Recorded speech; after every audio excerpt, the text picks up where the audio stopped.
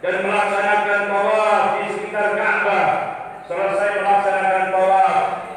dalam keadaan menggendong ibunya, tiba-tiba Sayyidina Abdullah bin Umar radhiyallahu ta'ala anhu menghampirinya.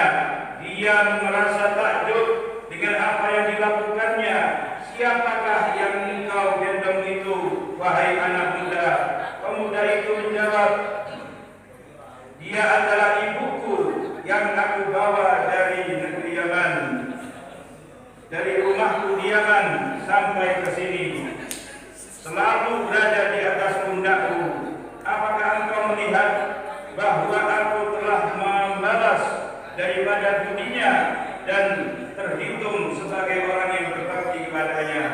Maka Sayyidina Abdullah bin Umar radhiyallahu ta'ala anhu berkata, tidak, engkau belum bisa membalas budinya walaupun satu jeritan daripada rasa sakit yang dirasakan ketika dia melahirkanmu.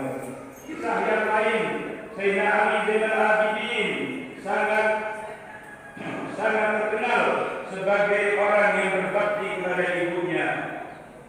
Dia pernah ditanya